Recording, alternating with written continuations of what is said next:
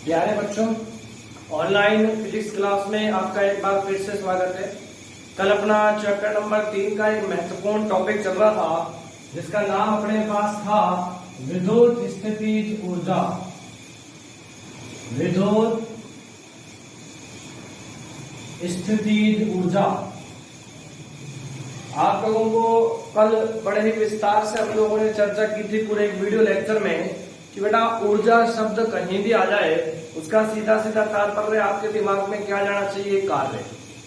ठीक है, यानी कि जो आप कार्य करेंगे वह किया गया कार्य ही ऊर्जा के रूप में रूपांतरित होता है।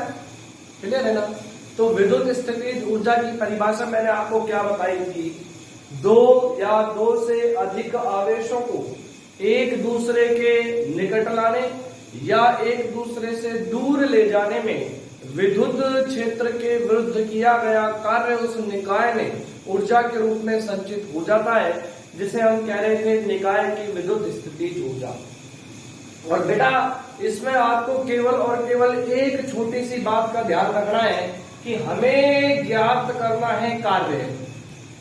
हमारे पास विद्युत विभव का फॉर्मूला है V बराबर W/Q, और यदि अपन यहां से W निकालना चाहें तो V इंटू Q। कहने का तात्पर्य ये फॉर्मूला आपसे क्या कह रहा है कि यदि आप स्मॉल q आवेश को किसी भी बिंदु पर लेके आते हो तो किया गया कार्य क्या होगा?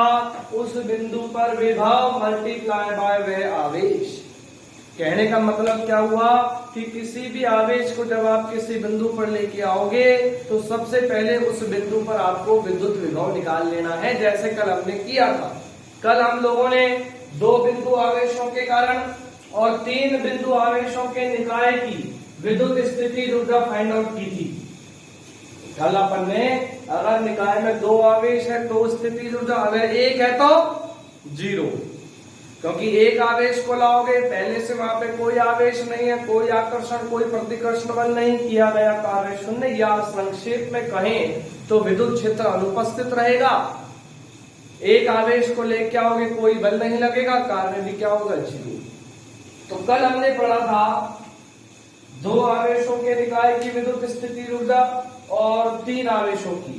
एक नंबर में कभी भी आप देखेंगे तो कई बार जो है एक नंबर में फॉर्मूला पूछा है कि भाई तीन आवेशों के निकाय की विद्युत स्थितिज ऊर्जा का व्यंजक लिखे।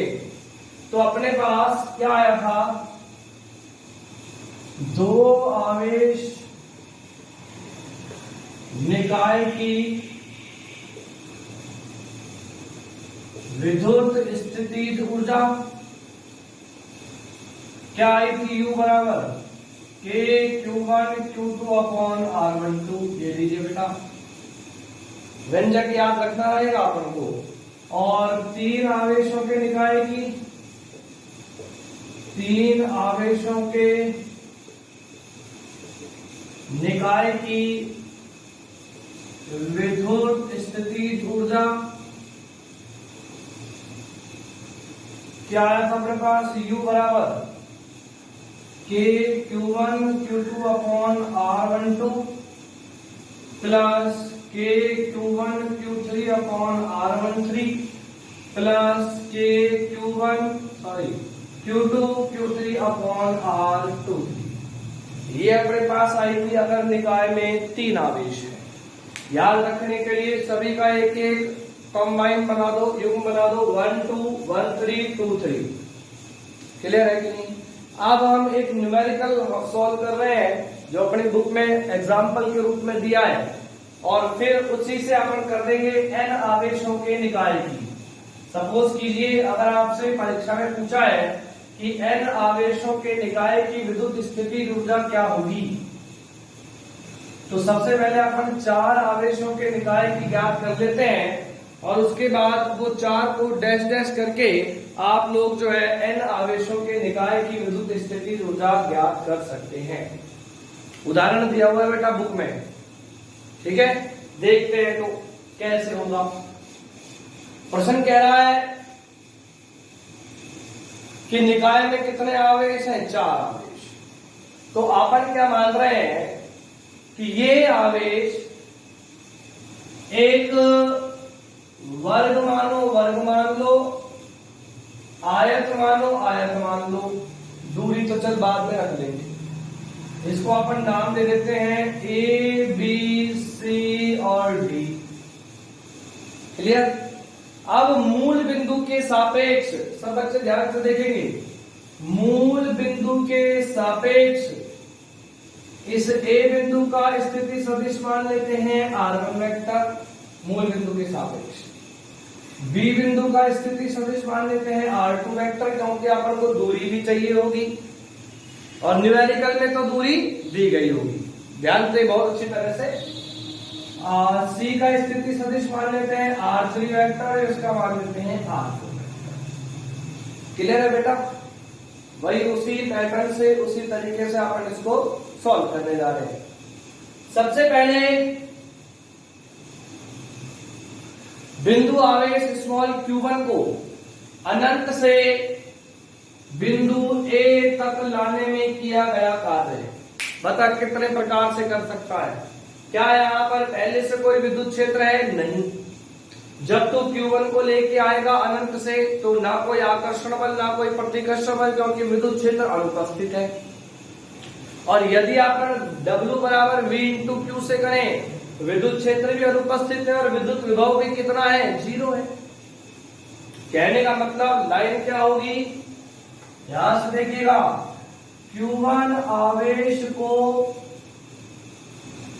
A बिंदु तक या A बिंदु पर लाने में किया गया कार्य W1 बराबर 0। क्लियर है ना? ब्रैकेट में इसलिए समझने के लिए, विद्युत क्षेत्र की अनुपस्थिति में इक्वेशन नंबर 1।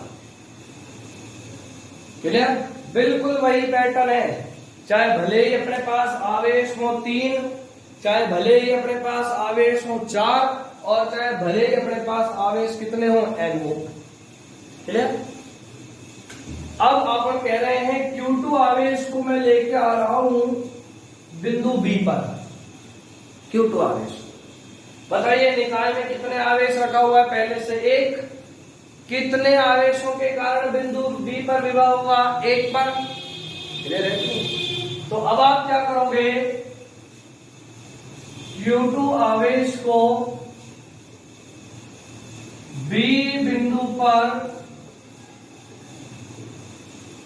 लाने में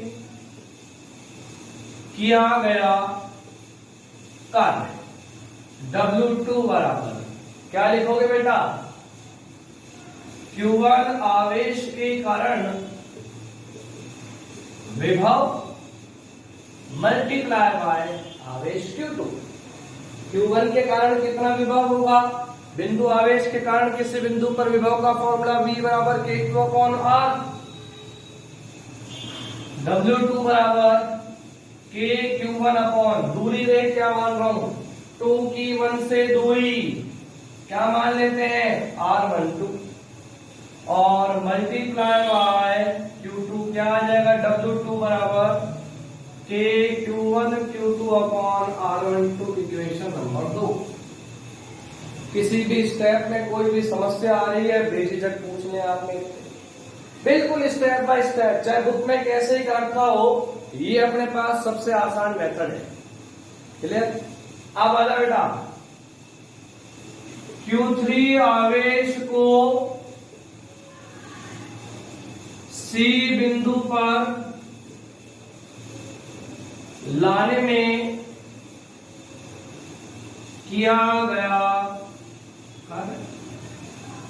W3 बराबर, अब बोल, ऑलरेडी पहले से ही निकाय में कितने आवेश हैं? 2, Q1 और Q2। कितने आवेशों के कारण बिंदु C पर विभव होगा? 2 के कारण। तो क्या लिखेगा यहां पर? क्या लिखेगा? Q1 के कारण विभव प्लस Q2 के कारण विभव और मल्टीप्लाई कौन से आवेश को लेके आ रहा है? Q3 को। बिल्कुल सिंपल बात है भाई, W3 बराबर Q1 के कारण 1 की C से या 3 से दूरी के Q1 अपॉन R13, कितनी दूरी मान ली 3 के 1 से 13, प्लस के Q2 अपॉन R23, 3 की 2 से दूरी और मल्टीप्लाई बाय Q3। बताइए कोई दिक्कत? बिल्कुल सिंपल कंसेप्ट। क्या आ जाएगा अपने पास?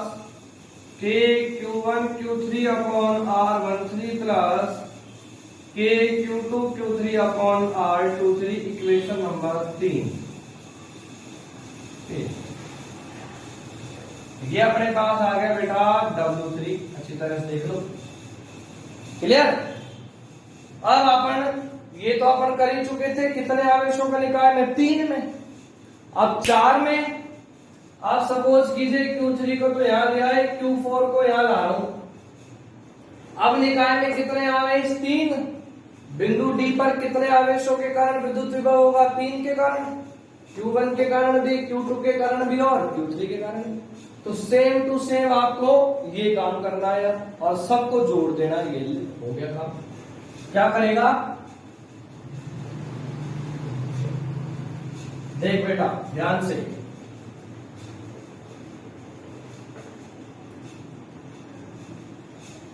Q4 आवेश को D बिंदु पर लाने में किया गया कार्य W4 बराबर Q1 plus Q2 plus Q3 के कारण विभव, अलग अलग लिख ले। Q1 के कारण विभव प्लस Q2 के कारण विभव प्लस Q3 के कारण विभव मल्टीप्लाई बाय Q4। है कि नहीं सिंपल बात? W4 बराबर Q1 के कारण विभव 1 की 4 से दूरी के Q1 अपॉन R14, 4 की 1 से दूरी क्या मान ली मैंने? 14। 2 की 4 से दूरी के Q2 अपॉन R24, 3 की के Q3 upon R34 multiply by Q4। अभी अपन इतने बड़े फॉर्मूले को एक छोटे रूप में लिखेंगे, दिक्कत नहीं आएगी, रुक जाओ आप। और W4 बराबर के Q1 Q4 अपॉन में R14 के Q2 Q4 अपॉन में R24 प्लस के Q3 Q4 upon R34, equation number 4। ये अपना अलग। क्लियर? W1 आ गया, Q1 आवेश को लाने में किया गया कार्य आ गया, Q2 आवेश को लाने में किया गया कार्य आ गया, Q3 आवेश को लाने में किया गया कार्य आ गया और Q4 आवेश को लाने में किया गया कार्य। अब आपको कुल किया गया कार्य ज्ञात करना है। क्या करोगे? ध्यान यहां होना चाहिए। वैल्यू अपन को सबकी पता ही है, पता लगी गई। केवल और केवल अब आपको क्या करना है? अतः किया गया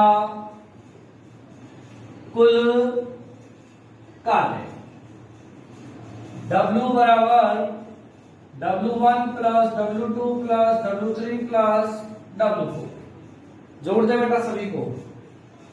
W बराबर 0 प्लस W1 के Q1 Q2 अपॉन R12,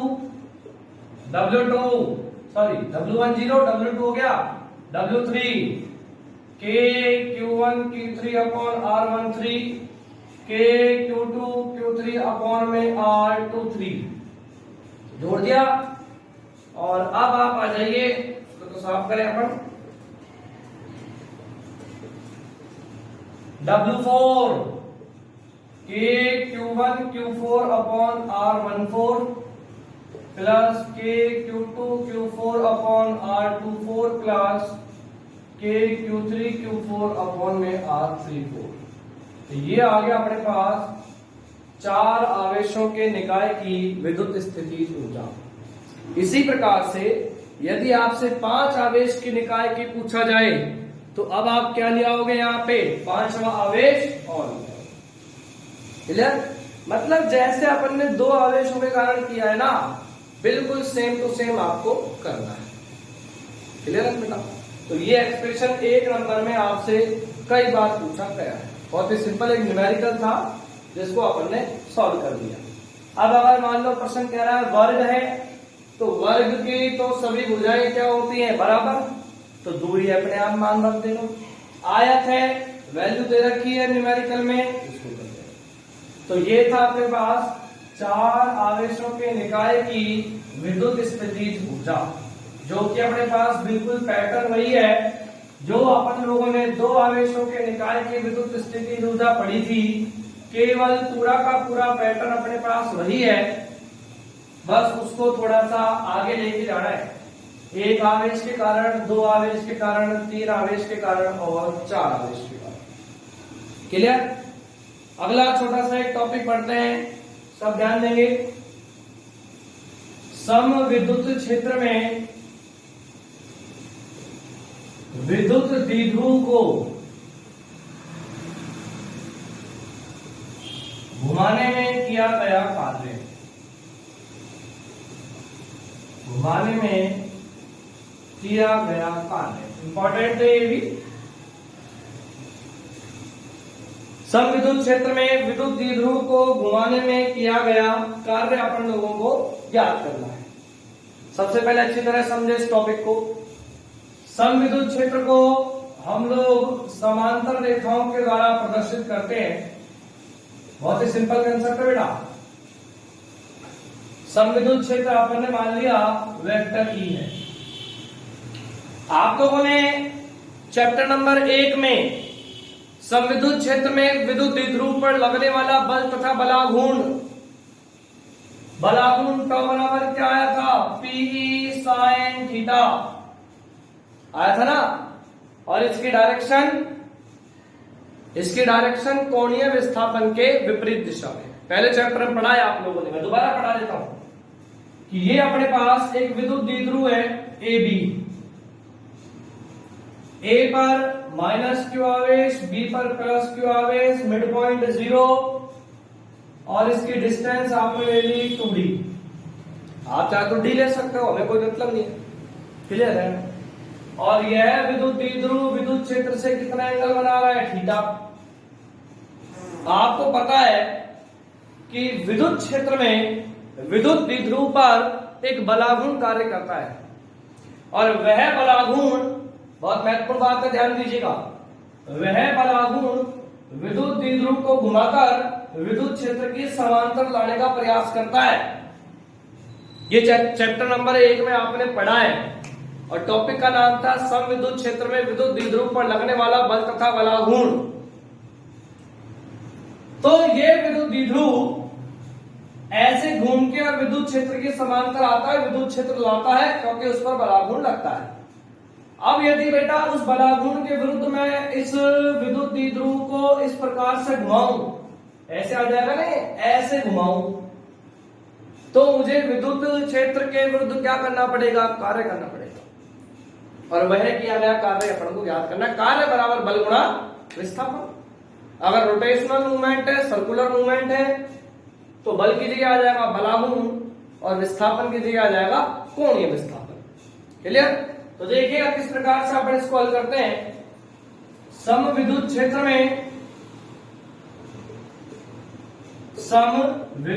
में स्थित विद्युत द्विध्रुव पर लगने वाला बलाघूर्ण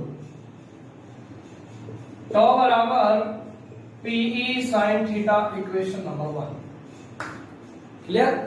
अब मैं क्या कर रहा हूं कि अब अगर मैं इस विद्युत द्विध्रुव को अल्प कोणीय विस्थापन डी थीटा से विस्थापित करूं, विद्युत द्विध्रुव को, बहुत ही सिंपल कहानी है, विद्युत द्विध्रुव को अल्प कोणीय विस्थापन डी थीटा से विस्थापित करने में किया गया कार्य, विस्थापन अल्प है, किया गया कार्य भी क्या हो जाएगा, अल्प। कार्य बराबर बल गुणा विस्थापन, क्योंकि यहां पर गुणन गति हो रही है तो बल की जगह बलागुण, विस्थापन की जगह कोणीय विस्थापन। केवल बेटा मान रखना है और कुछ नहीं करना। dw बराबर PE sine theta d theta, equation number 2। क्या आ गए, क्या आ गया, किसका मान बता दिए समीकरण 2। विद्युत द्विध्रुव को अल्प कोणीय विस्थापन डी थीटा से विस्थापित करने में किया गया कार्य। अब अगर मुझे कुल किया गया कार्य ज्ञात करना है तो क्या करना पड़ेगा, समीकरण 2 का समाकलन कहीं से भी कहीं तक, यानी कि प्रारंभिक स्थिति θ1 से θ2 तक। क्या लिखोगे, इसलिए θ1 से θ2 तक विस्थापित करने में किया गया कुल कार्य, समाकलन कर दो बेटा, dw का भी और pE sine theta d theta का। क्लियर है कि नहीं। एक छोटा समाकलन करके और आप किए गए कुल कार्य का मान बहुत ही आसानी से ज्ञात कर सकते हैं। ये लीजिए dw का समाकलन, w बराबर किसके सापेक्ष समाकलन, थीटा के अलावा बाकी सब कांस्टेंट, पीई बाहर, समाकलन कहां से कहां तक करना है, θ1 से θ2, θ1 से θ2 sine theta d theta. w बराबर पीई साइन थीटा का समाकलन माइनस कॉस थीटा, θ1 से θ2, उच्च सीमा माइनस निम्न सीमा, माइनस को बाहर निकाल रहा हूं। w बराबर minus PE cos θ2 minus cos θ1, minus को मल्टीप्लाई कर ले, w बराबर PE minus cos θ2 plus cos θ1, minus minus minus plus, और फाइनली आंसर आ गया w बराबर पीई कॉस θ1 माइनस कॉस θ2। ये लीजिए बेटा, ये अपने पास लास्ट टॉपिक था चैप्टर का, संविद्युत क्षेत्र में विद्युत द्विध्रुव को घुमाने में किया गया कार्य। क्लियर। तो ये अपना चैप्टर नंबर 3 कवर होता है। आज आपका काम ये रहेगा, चैप्टर नंबर 3 को पूरी रूप से पढ़ेंगे आप। चैप्टर नंबर 3 के पीछे के जितने भी आंकिक प्रश्न है, उदाहरण है, वो सब पढ़ लें आप। किसी भी टॉपिक को रिवाइज करना है, किसी भी टॉपिक में दिक्कत आ रही है, आप मेरे को बताएं। अगले वीडियो लेक्चर के माध्यम से अपन उस आपकी जो प्रॉब्लम है उसका सोल्यूशन करेंगे। अन्यथा नेक्स्ट वीडियो लेक्चर से अपना चैप्टर नंबर 4 अपन स्टार्ट करेंगे। क्लियर बेटा, धन्यवाद।